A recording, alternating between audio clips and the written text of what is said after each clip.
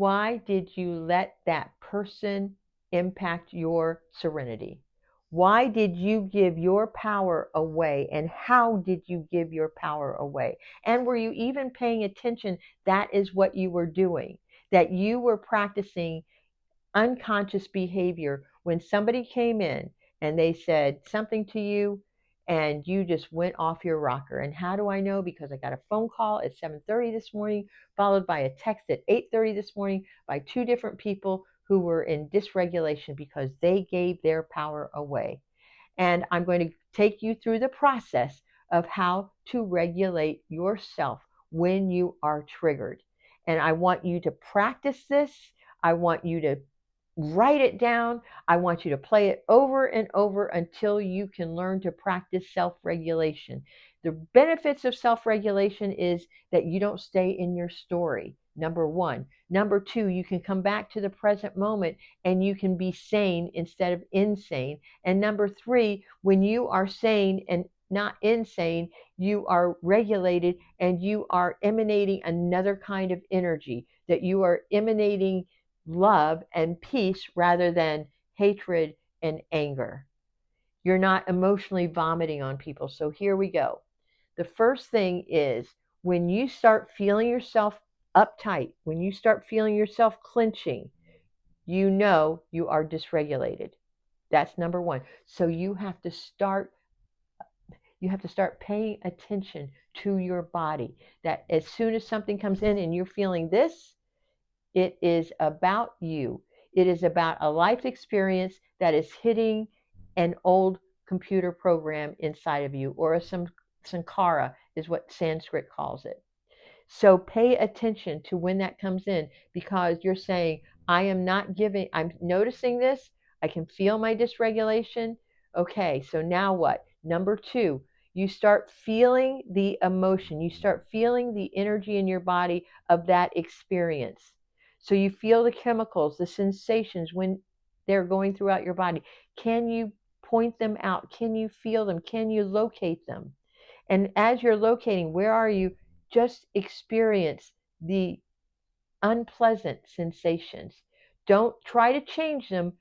Be with them, observe them, and stay with them as long as possible until your body calms down. Because what's happening is your fight or flight system is working overtime. Your amygdala got hit, you feel threatened, and so now you have to really get in there. So just the chemicals of your body are flooding. Allow them to flood, allow them to go through, and stay with them until they cease.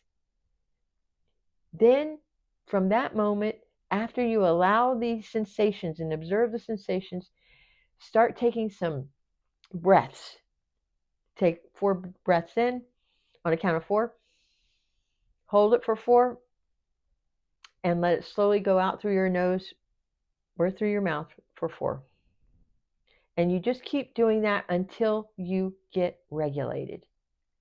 And from that place of peace, when you can get there, then address what's happening. Because what's happening is not about the other person. This is what they do. And so you can show up in a different way, in a more kinder way to yourself, especially because when you get dysregulated, remember, you are abandoning yourself.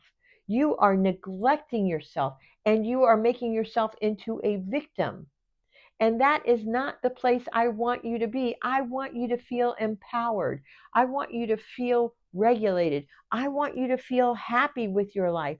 But as long as you are letting your energy drop, as long as you are giving your power away to somebody else, as horrendous as they are being, you are dysregulated and you are not being loving to yourself. Today I'm reading from One Day at a Time, because this practice is what my work is about and what I want you to continue doing. So mental sobriety, and that's what we're doing, is a state of reasonableness, rational judgment, and balance. That is your goal every single day.